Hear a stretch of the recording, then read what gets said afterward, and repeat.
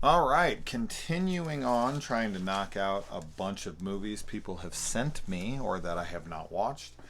This is one I have watched before this, but I was sent a copy of The Wailing, the South Korean film that's almost 2 hours and 40 minutes long, and I really wanted to check it out again. I guess this could have been a Monster Monday, but I don't care. Eh, I just kind of had a hankering to watch it again for a long while.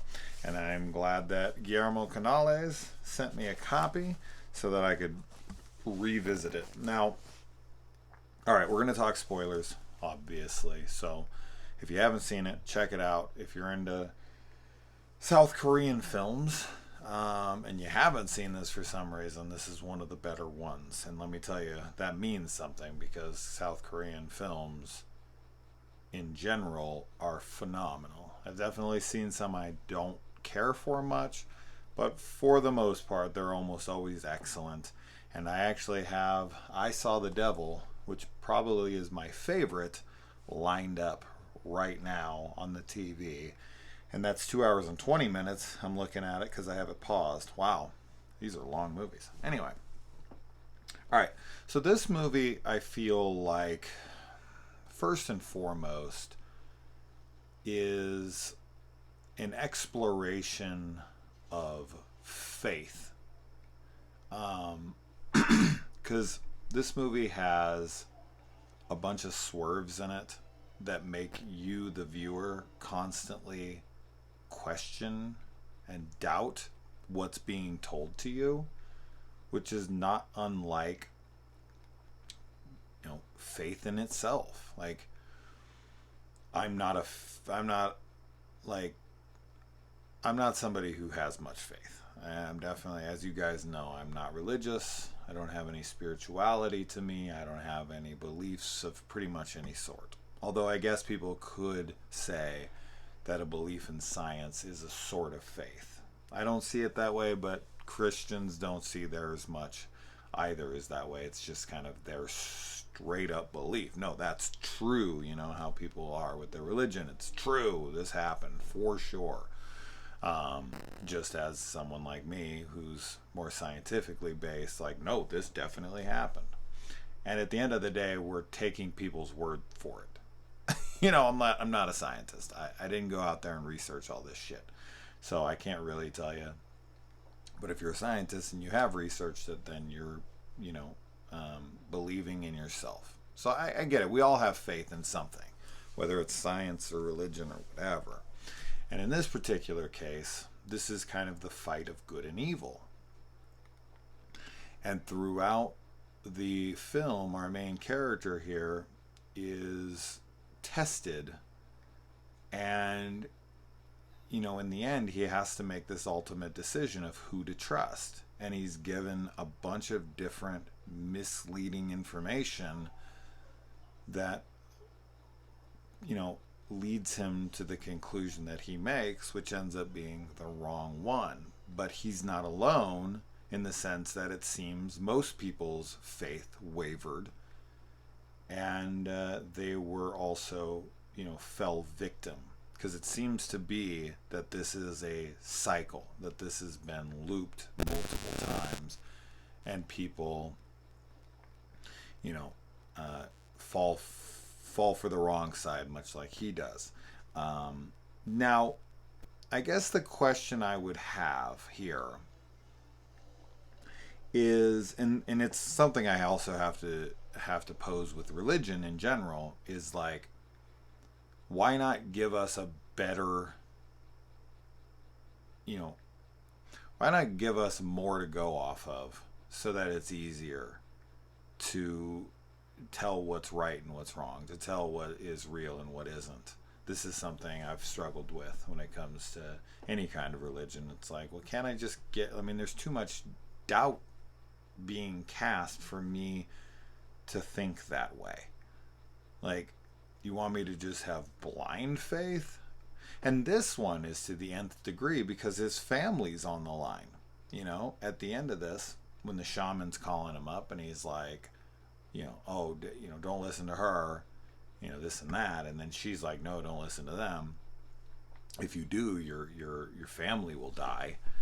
He has to sit there and he has to be like, well, I don't know. And of course, he sees what he sees, which leads him to the conclusion that he makes. He sees her little barrette and he sees these things and he's like, oh, fuck it, I'm going. Like, I'm going to go save my family. And this ends up costing them their lives. But yeah, so it's just that if this is a cycle, and she has failed many, many times before because her trap that she had laid doesn't work, and that little bushel thing withers and dies, which we see at multiple crime scenes. Yeah, maybe she should give people more of a chance or better things to go off of than that. I have like so many flies flying around here. One's landed on the camera and just keeps walking around on it. It's driving me fucking batty. I feel like I have a plague of locusts that's coming at me, much like the shaman. But yeah, I mean, the film is fantastic. I mean, just in pretty much every way. And I'm not saying this as a negative, because that's kind of, the point of it is like, but okay, it's not a negative towards the film, it's a negative towards the woman in white, where I sit there and I'm like, couldn't you have given this guy more of a reason to believe in you? Like, and other people? Or am I like way off base here and people need to correct me on such? But throughout this film, our main character is following the clues.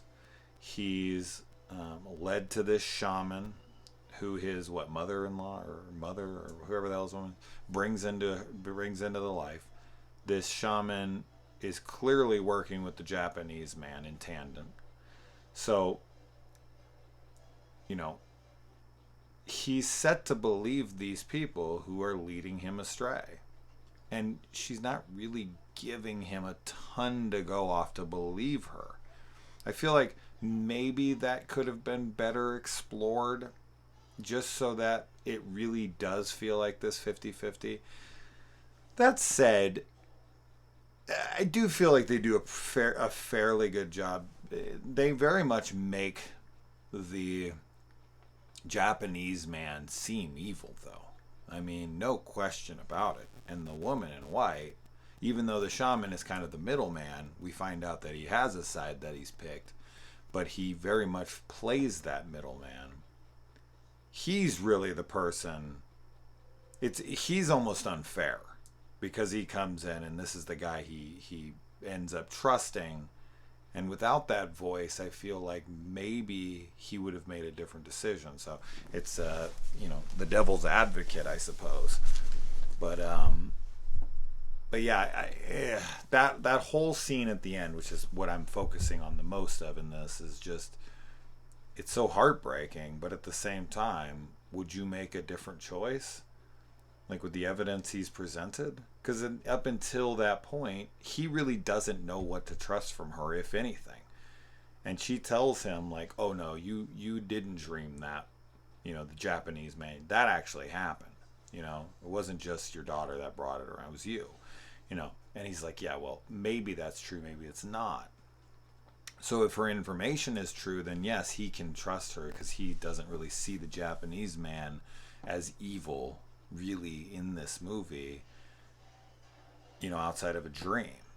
Everything else is outside interference, is that zombie dude that the Japanese man brings back from the dead, the guy that's dead in the car. He brings him back from his juxtaposed ritual that he has side by side with the shaman, where it makes it look like he's killing the Japanese man,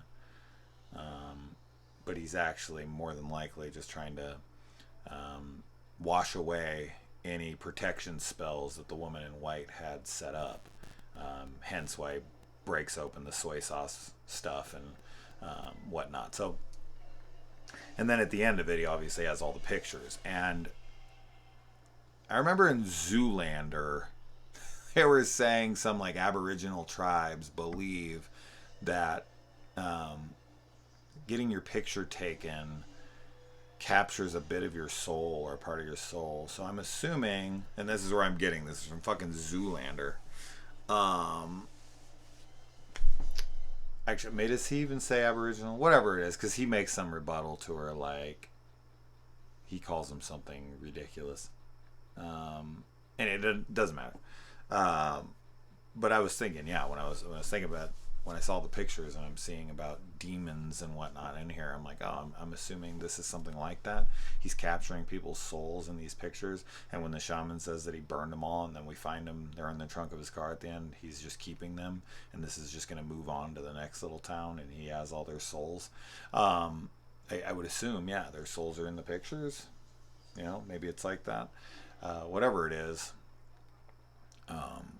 it just shows that countless people, countless villages, countless whoever have failed the test, have went to the side of things. Now, I would assume that once the lady in white has had him trapped, it would be over, or that would just catch him, and then there'd be multiple versions of him. Is this the only one?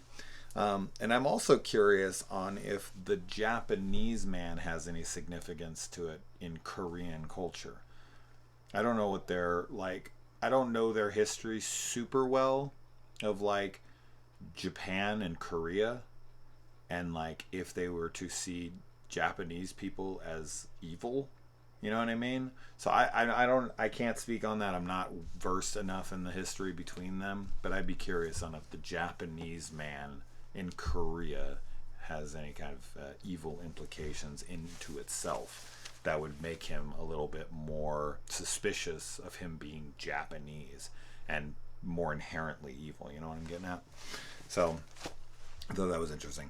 But yeah, I could see people being turned off to this because of the length, which I never find to be a problem with this film. Now, this is only the second time I've seen it, but it does not feel long to me. It always feels good and engaging. But I also could see that, and I think this might just be because people are not familiarized with like Asian cinema and Korean cinema. It's kind of rampant in all Asian cinema, to be honest.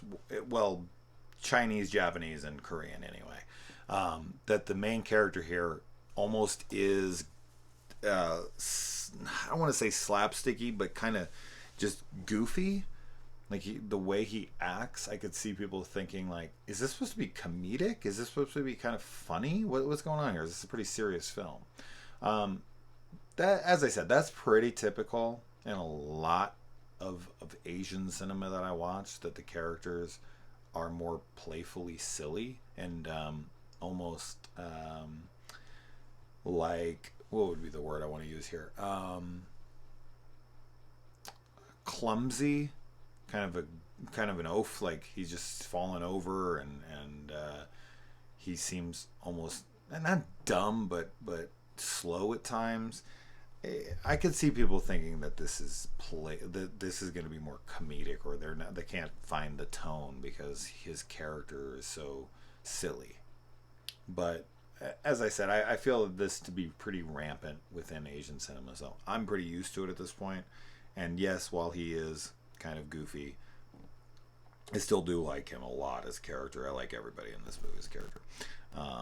There's so many great scenes in this when they're going with that dude to check on his story, to corroborate his story and the animals and all that, and he gets struck by lightning trying to leave. That's so unexpected. When they look down in that well and there's a bunch of bodies down in there, that's super creepy and eerie. When the shaman comes upon the woman in white and just starts profusely vomiting up blood and vomit. It's so gnarly. And then the I want to call him a zombie. I don't know what else to call him, but the zombie attack on the dudes when they come to like, seek vengeance on the Japanese man. They're just gonna go lynching style. They're gonna go down there, strong arm him out. And that zombie attacks him and bites the guy's face and completely rips a whole chunk out of the guy's face. And they stick a like a rake into the dude's head or whatever that thing is. That's all so good. That's all so good. Um, and and then the whole ritual when the shaman's doing his ritual and he's spitting the blood and he's throwing the knives and all that shit and he's staking that thing and the girl's screaming out and all that. It's so intense. It's so intense. And when the Japanese man's doing his counter ritual at the same time, which they seem to be doing in tandem, but doesn't make it look like it, because we don't know where the allegiances lie at that point, which is very misdirecting, which is a great misdirection. Very much believe it. And then you can also follow why our main character here would think that way, because we very much think that way. But it's very cleverly misleading. But that scene, that whole thing is really super intense, and I love it. And I think a big part of it too is because of the acting of the daughter, the small daughter in this. I think she's phenomenal in this movie. Like when she freaks out, like she gives a Reagan level performance, because this is for all intents and purposes, kind of an exorcism movie. And maybe even a smarter written. I don't know where to go with that one. Obviously, I'm not very smarter. But it almost better written than The Exorcist, weirdly. I know The Exorcist is this fucking, masterpiece that everyone holds in such high regard. And don't get me wrong, I very much do as well. I think it's phenomenal. I think it's a 10 out of 10 masterpiece. But I think that this one just has a little bit better of writing into it, as far as like the questions posed and the swerves and the twists and turns and all of that stuff. Not by a long shot or anything, not by much. Just where I was sitting there and I was like, I think this is just kind of a smarter written exorcism movie, which we don't get much of. Now, this isn't just an exorcism movie either, and that's why I think it's superior, is because it plays with so many different kinds of elements in here. As to where The Exorcist is very confined to Reagan's quarters, and it's like, what is Pazuzu's like plan of action here? So he's possessed a little girl, and then what? Where are we going from here? It doesn't seem to be a plan to it, and it doesn't really have some grand scheme in the end. Like Reagan just lets Karis take it, and Karis jumps out the window, and that's that. Like it just kind of ends. As to where this shows such bigger implications and kind of this overall unending plan. And these people are duped, but they're duped very well to where the audience is kind of duped along with them. So I don't know. Anyway, let's see. The whole like him threatening the Japanese man and him like going after his dog and all that. I love the over the top acting that still somehow works. Like a lot of the times in Asian cinema when they're like screaming at the top of their lungs at each other. Maybe this is just because I don't speak the language, but the intensity is so strong that it's almost too much when you're like, okay, this is like overacting, but not in every movie, of course, but in a lot of these movies, it works so well. And that's probably my favorite scenes with our main character here, is him like screaming in the Japanese man's face and telling him, you got a certain amount of time, get out of town, or this is going to happen to you. And then there's the dog fight, and he kills his dog, and the Japanese man just stands there the entire time with this absolute detesting look on his face. This like, you're fucking dead. You're fucking dead. I'm coming for you look on his face. The look on that guy's face never changes and is always like chilling to me when I look at it. He just looks like a guy that's not to be trifled with the whole time. Like this guy's screaming in his face, threatening his dog, threatening his life, everything. And the guy's just so composed and like letting him know, like, you got nothing. You got shit. I will fuck you up. And he does. And he ruins everything. He kills his whole family and everything. which of course is sad and terrifying, but so well done. And I like that when his daughter catches him and his wife fucking in the car, he goes and he buys her an ocarina. He buys her the hair clip and then the ocarina, the barrette. Yeah. I don't think I've ever seen an ocarina in real life, like in a film. I don't know if I've ever seen that. And growing up on Zelda's Ocarina of Time, I didn't even think an ocarina was a real thing. When I was playing Zelda, I thought it was an instrument that was just for Zelda, and it wasn't until pretty recently that I even knew that was a real thing. And I was like, oh, an ocarina is a real thing? Like, oh, I had no clue. I love Ocarina of Time. Although, I have to say, I think Wind Waker might be my favorite. But I haven't played Breath of the Wild enough. Anyway, we're not here to talk about Zelda.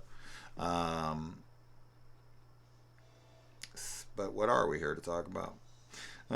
Is there much more? Oh man, when he leaves, like when he finds out his daughter's home alone with the neighbor, and then he rushes home, and the daughter has like a pair of shears in her hand, and the woman is just, or man or woman, it doesn't matter.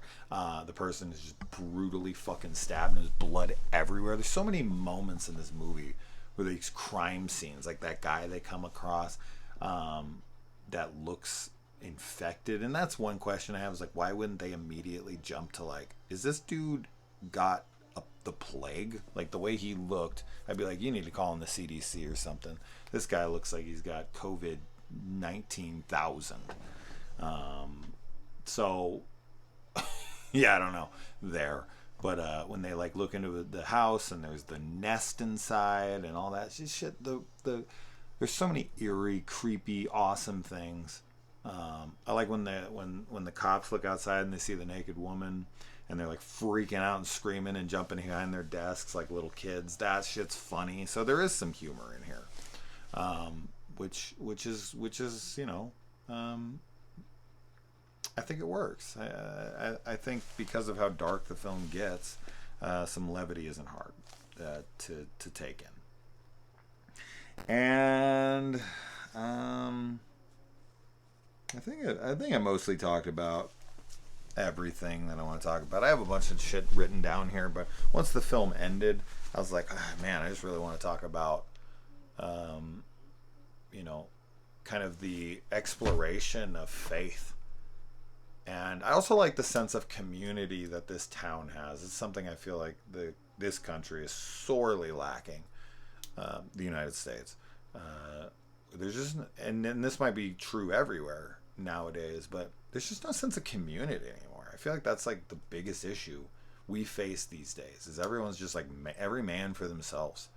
There's just no sense of like, taking care of your neighbor anymore, or like, everyone knowing each other and really caring what the other person's like, what's going to happen to them.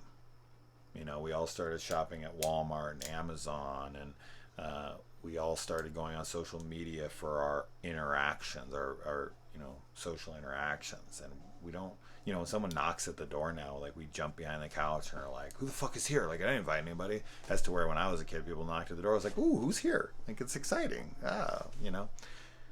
And then when the phone rang, you answered it. You always picked it up. Nowadays, you look and you're like, oh, I don't want to talk to them, even though you've been texting them for the last hour. And then they call and you're like, why the fuck are they calling me? Just text me. We've been texting. I don't want to talk to you.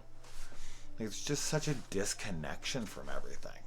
The country's never been more divided, and there's just no sense of actual community anymore. And I did like that this, the town, this little community that they lived in, seems so tight knit. And they all seem to care about each other, and you could get like a mob together to go after this Japanese guy because he went after this little girl's daughter, or this guy's daughter. I don't know. Anyway, I think I've talked long enough, but great movie. Thank you, Guillermo, for sending this to me, and I'm off to. Well, actually, I got to review a few other films that I watched that you sent me. So let's get to those. Adios.